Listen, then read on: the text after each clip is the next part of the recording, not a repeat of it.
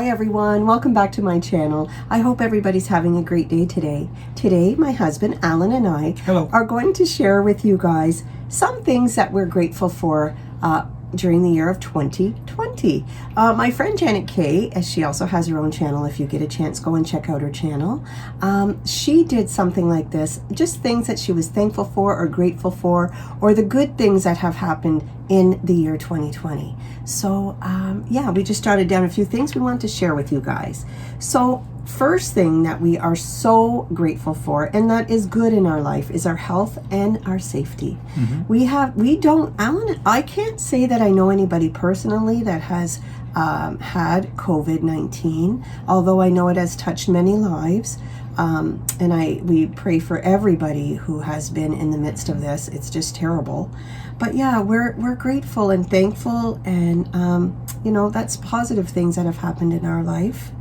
And the next thing is that we are really grateful and thankful for each other to be together during this time. We're always together anyway. We do everything together, but we have I feel like I've appreciated our time more together. Yep. Like really appreciated it. I can't explain it. I thought I did, but I know now that I do.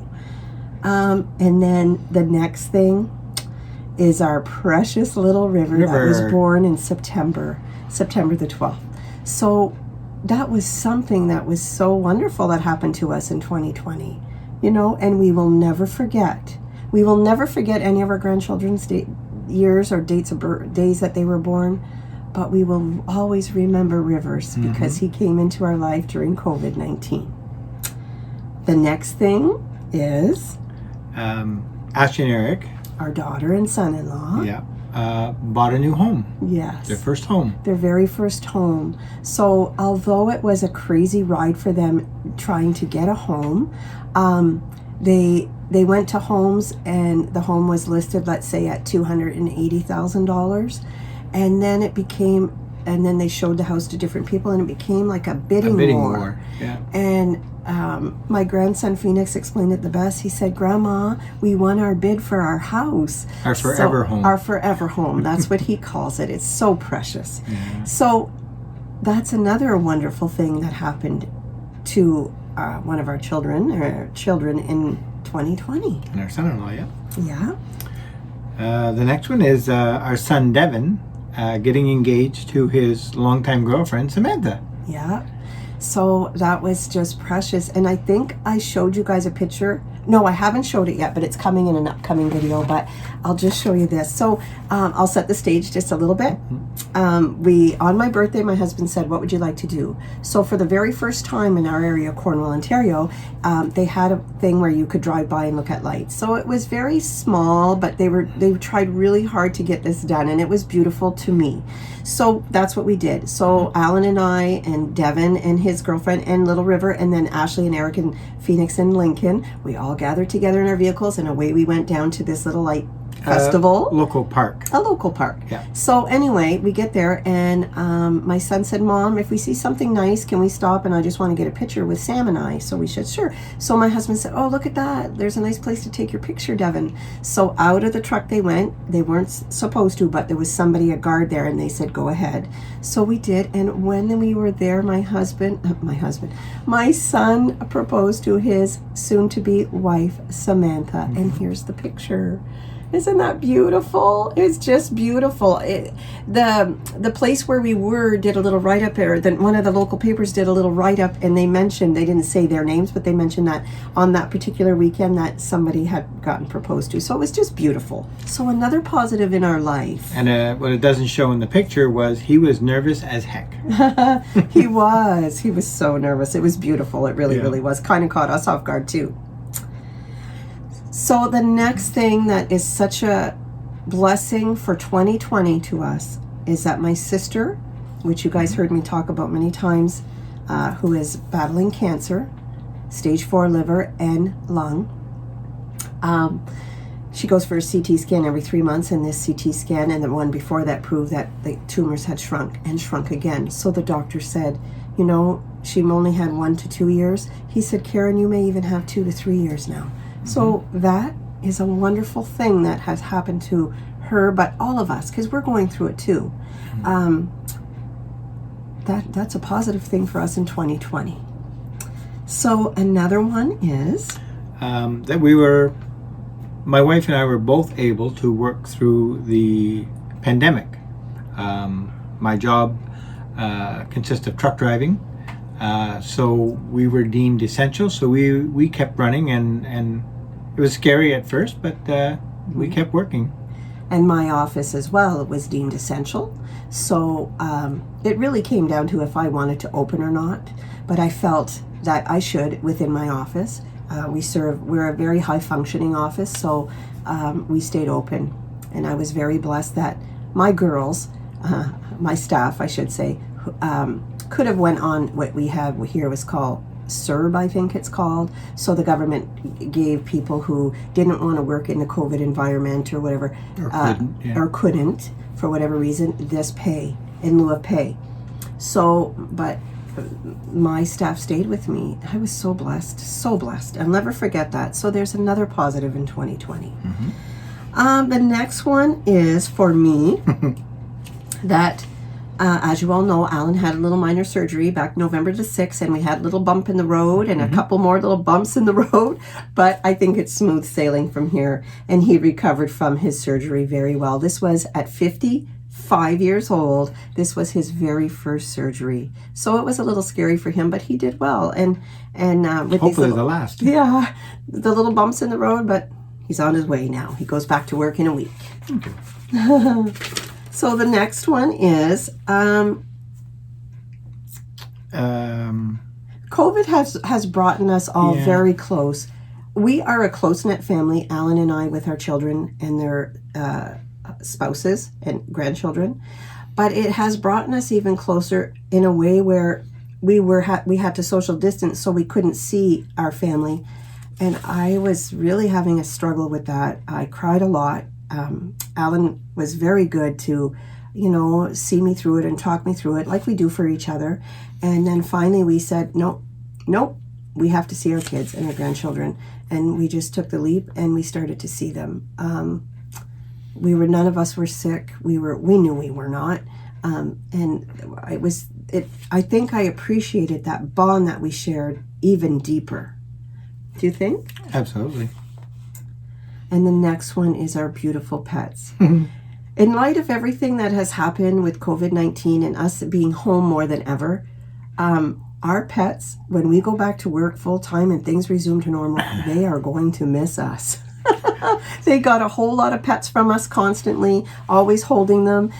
Whenever we would just go outside, if Alan and I were going outside to do some yard work or, just go outside or leaving for a few hours, they would wait, they would go to the door and look at us like as if to say, separation really? Anxiety. You're leaving us? You've been with us all this time.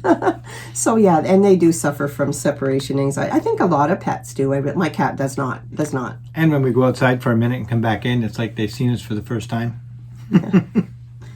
And another thing that I am grateful for is my trip that I got to take with my sister Karen, my younger sister Lisa, a very close family friend, Lisa, another Lisa, and two other close family friends, my friend Diane, and as well as another girl named Julie. The six of us traveled to, at this time, last year we were getting ready to go. We left New Year's Day at about 6 in the evening for Nashville. So I was very fortunate. I got to take that trip with my sister.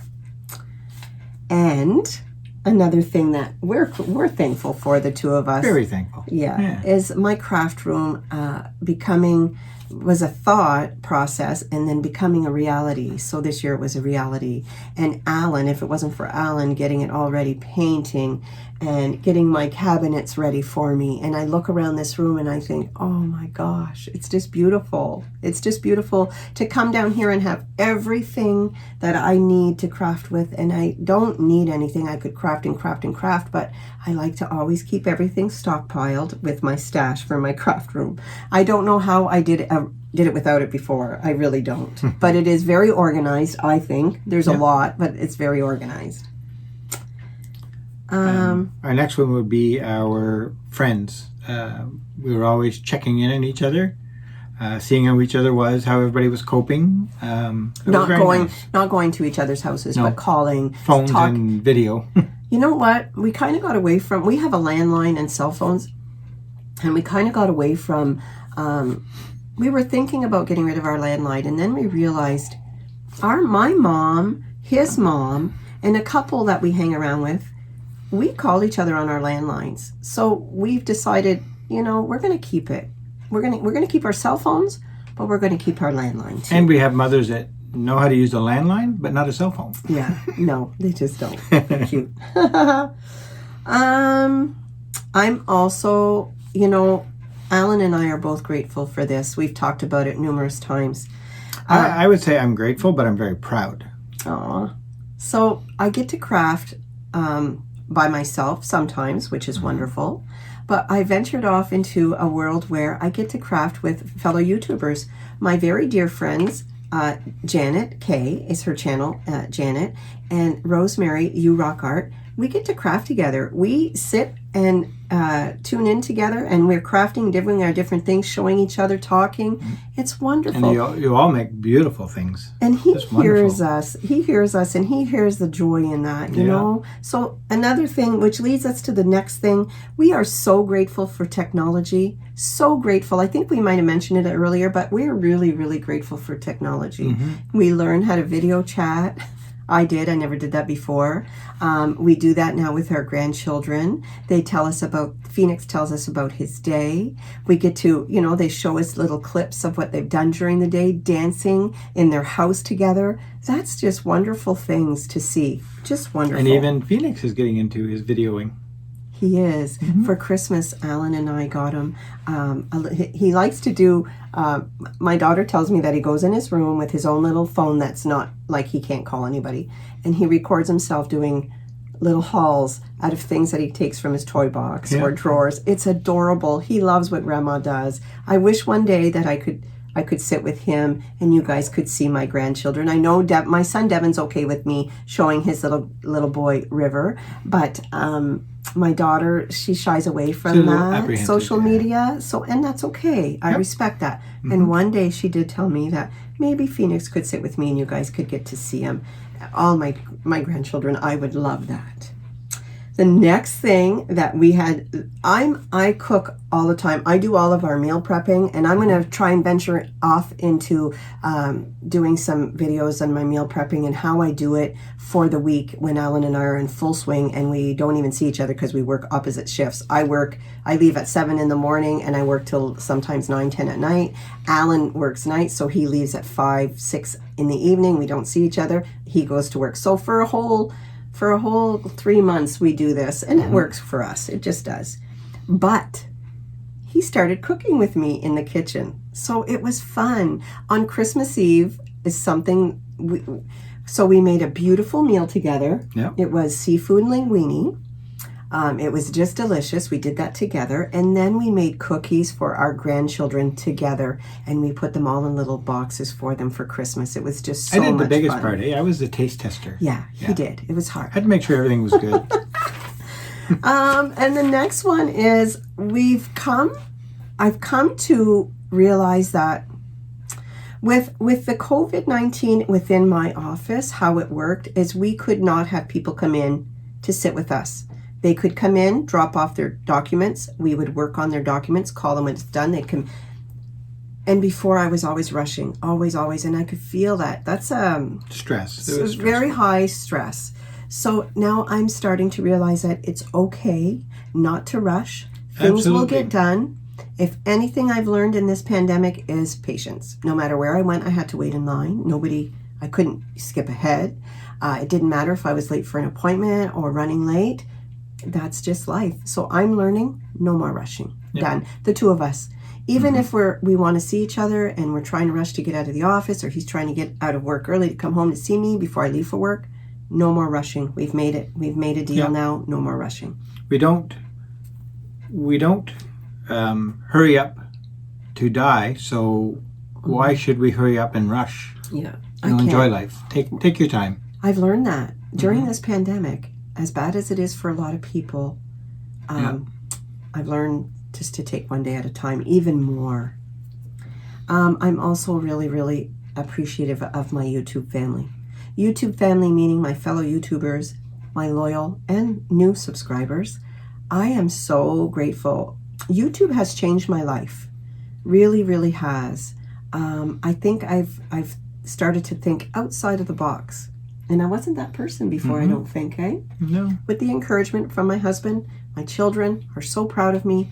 I didn't do it for the subscribers or the numbers or how many views. I did this because I wanted to do this. Yeah. And what I see in our YouTube family is there's so many wonderful people out there. You are just amazing with your comments and videos. It really touches me when I see Gail do her videos and how happy she is. And I'm sure you are all the same way. Oh, thank you. And another thing, and it's not about the gifts, please, I hope you understand what I'm trying to say is the things that have been sent to me sometimes have brought me to tears. Oh, yeah. Maybe not on camera because I've composed myself, but I tell my husband, I can't believe this. I just can't believe this. I can't believe this. And I can't believe this. And I really, really appreciate it. And believe me, I try really, really hard to always give back. I take nothing for granted. I love with all my soul. I really, really do. You're a big giver. We did that one. So we focused on the technology part, that we are so grateful for it. We really are. We don't know a lot about technology, and it scares the heebie-jeebies right out of me, but it has done so much for us. Another thing that we do. It's one of my favorites. We've always done this, but now it's like no destination. We go for long rides. So one night he said, Gail, it's 10 o'clock at night. Do you want to go for a ride? Get a coffee and go for a ride. And that's what we did. No destination. And before we were, okay, where are we going? What time are we leaving at? How long are we going to be? When are we going to be home? We're not doing that now. Yeah. We're just not doing that. And I know some people think, oh, you went out at 10 o'clock at night. It's dark. There's nothing to see. It really wasn't about the ride as much as was being together and talking. Yeah. I love it. Yeah. And sometimes, in all honesty, right raw, being silent is okay. Sometimes we would go for rides and not say two words, just look around and enjoy it, be silent, listen to the music, sing. That's okay to be silent. I think you're in a really good place. Sometimes we're silent, but a lot of times I'll have Gail lean over and say, watch for deer, eh? I do. And sometimes I think that when you've gotten to the place in your life where you can sit silent or have conversations, I think you're in a really good place. I do. I really do. And the last thing that I don't know if this is 20 or not, but the last thing that we wrote down is that there were a lot of people, and it weighed heavy on me, that were alone in this pandemic. We talked about it quite a bit. Yeah. I struggled so hard knowing that there were people out there when everybody was rushing out to pull the toilet paper or paper towel or paper products or whatever it was that they were just loading up on, that there were elderlies out there or people that are just less fortunate that didn't have the extra to go and buy that. And I so broke my soul. I can't explain what it did. And it made me also realize that I'm so appreciative that I wasn't alone during this pandemic, that we were together. I had somebody with me, but my heart went out to the people that didn't. I'm going to be really honest about something. I am really good if I'm alone too. If I were alone during this pandemic, I would have been okay. I'm just that person. I don't know. I think you might be too. But knowing that we were there just talking, sometimes not talking, sometimes sitting, him watching his shows, I'm on the computer. That's how we make it work, you know? So anyway, we wanted to share some good that has happened. We've heard a lot of the bad that has happened with COVID. But there is so many good stories out there. If you guys get a chance, leave a comment. I love to respond. Tell me about the things that are good in your life or that have happened during this 2020 year that has been really hard on everybody. We're all in this together. And look at us. You know, we're doing it. We're doing it. We're getting by, everybody. Anyway, have a great rest of your day, and we will see you guys soon. Bye, everybody. Bye. One last thing. Alan and I, from our home to yours, would like to wish you guys a very happy New Year. Take care, everybody. Bye.